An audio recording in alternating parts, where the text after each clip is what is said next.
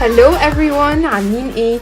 زي ما انتوا شايفين Oriflame بعتتلي this lovely package and I can't wait to unbox it معاكم واوريكم ايه الحاجات اللي جاتلي. So first of all هما بعتولي this new lipstick range اسمه The One، وهو معمول بتكنولوجي خطيرة هتكلم عنها اكتر in details.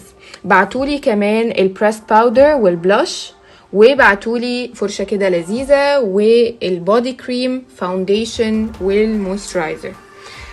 دلوقتي يلا بينا نجرب البرودكتس دي مع بعض واوريكم الشيدز.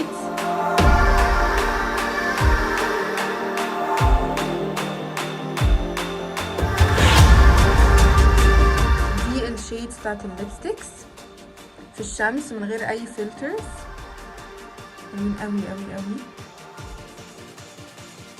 عايزه اوريكم مثلا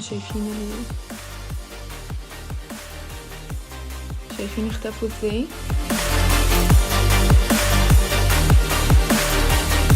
الشيد اللي انا مجرباه ده اسمه لايت بلس، ودلوقتي هنجرب مع بعض البلاشر اللي هو شيد بيتشي بينك.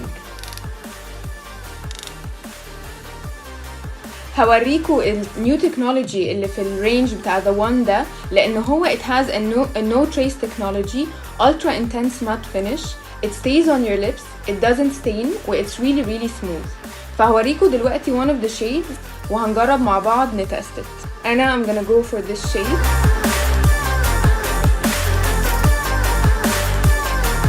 اوكي دلوقتي انا سبت الليبستيك ينشف وجبتلكوا كوفي مج وماسك علشان نشوف لو هيطلع اي ستينز ولا لا. بعدين هنشيله وهوريكوا ازاي it doesn't leave any stains يا جماعة. بجد اختراع خطير، يعني انا مشكلتي في ولا حتى على بقي didn't smudge. شايفين زي ما هو بجد تحفة. بس نمبر 2 هحط شوية مية هنا كأني يعني I'm having some coffee.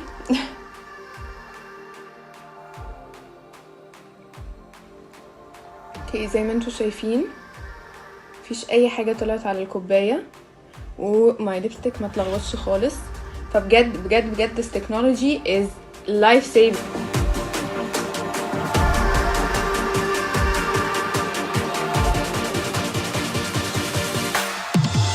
دلوقتي I'm so excited ان انا اوريلكم some looks using these shades. بس قبل ما اعمل كده عايزه اوريلكم كمان ال tinted moisturizer بتاعهم في pearls كده من جوه.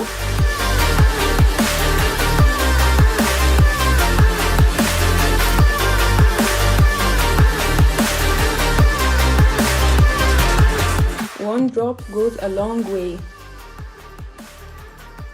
super soft وفي تنت كده روز تنت شوية. وبعدين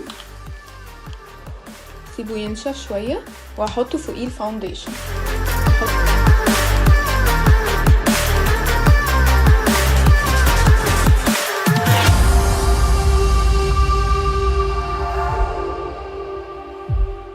بصوا الكفرج يا جماعة،